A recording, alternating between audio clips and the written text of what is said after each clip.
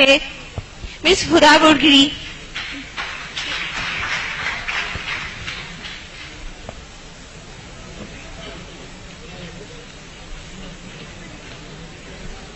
عزت نفس کسی شخص کی محفوظ نہیں، اب تو اپنے ہی نگہبانوں سے ڈر لگتا ہے.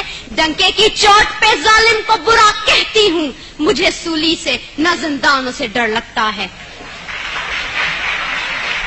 جناب اعلیٰ، وطن عزیز کے حکمران اور عہدیدار ہاتھ میں کشکول لیے اغیار کے سامنے ہر وقت بھیک ملنے کے منتظر رہتے ہیں، جو نہ صرف اس ملک کے تشخص کو پامال کر رہے ہیں بلکہ آنے والی آئندہ ہماری نسلوں کو گداگری جیسی شرمناک عادت سے متعارف بھی کروا رہے ہیں. تاریخ میں ایسی کئی قوموں کے قصے رقم ہیں جن قوموں نے مسلط کے نام پہ اپنے سروں کو جھکا کر دستے سوال بلند کیا اور بعد میں جن کا انجام بازار میں بکنے والے سفید جسموں کی مانند کمتر اور حقیر بن کے ابھرا. ایسا ہی کچھ حال وطن عزیز کا بھی ہے. جناب اعلیٰ، پاکستان پچھلے 10 سالوں میں امریکہ سے $18 بلین کی رقم موصول کر چکا ہے. امداد پہ امداد لینے کی یہ وجہ جب ان حکمرانوں سے پوچھی جاتی ہے تو جواب یہ ملتا ہے پاکستان ایک غریب ملک ہے، بھوک اور افلاس انتہا پہ ہے، لہٰذا امداد لینے کے سوا کوئی چارہ نہیں ہے. تو جناب اعلیٰ، میں نے سوچا ذرا ان کلمات پہ اعتبار کرتے ہوئے اپنے گھر سے باہر نکل کر دیکھوں کہ امداد کے نام پہ ملنے والی اس بھیک نے میرے ملک کی عوام کے حالات زندگی کہاں تک بدلے ہیں. تو جناب اعلیٰ، افسوس ہوا، بہت افسوس ہوا. کہیں میں نے بھوک سے بلکتے معصوم بچوں کی آوازیں سنی تو کہیں پہ میں نے ان وزراء کے فرنگی کتوں کو سیر ہوتے دیکھا، کہیں پہ میں نے بازار میں بکتی آدم کی بیٹی دیکھی تو کہیں پہ میں نے وزیر اعظم کے تن پہ لاکھوں کا لباس دیکھا، کہیں پہ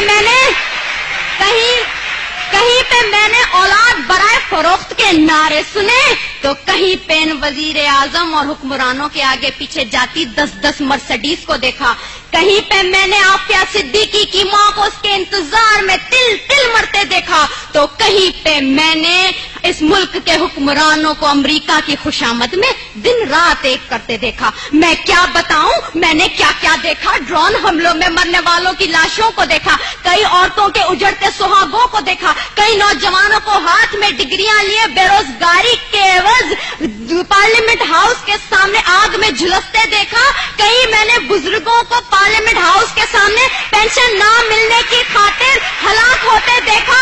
جناب اعلیٰ، میں نے اس ملک کے ہر شہر ہر کوچے میں کربلا کا میدان دیکھا تو بے اختیار میری زبان پہ یہ الفاظ آ گئے: اصول بیچ کے مسند خریدنے والوں، نگاہ اہل وفا میں بہت حقیر ہو تم، وطن کا پاس تمہیں تھا نہ ہو سکے گا کبھی کہ اپنی حرص کے بندے ہو، بے ضمیر ہو تم.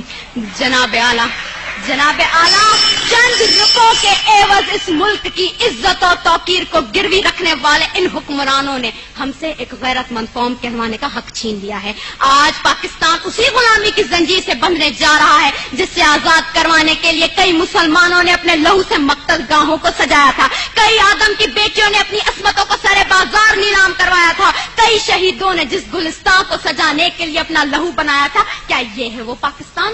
میں پوچھتی ہوں جناب اعلیٰ آپ سے، یہاں بیٹھے ہر شخص سے، اپنے آپ سے، کیا یہ ہے وہ پاکستان؟ نہیں. دوسروں کے ٹکڑوں پہ پلنے والا یہ پاکستان قائد اعظم کا پاکستان نہیں ہے.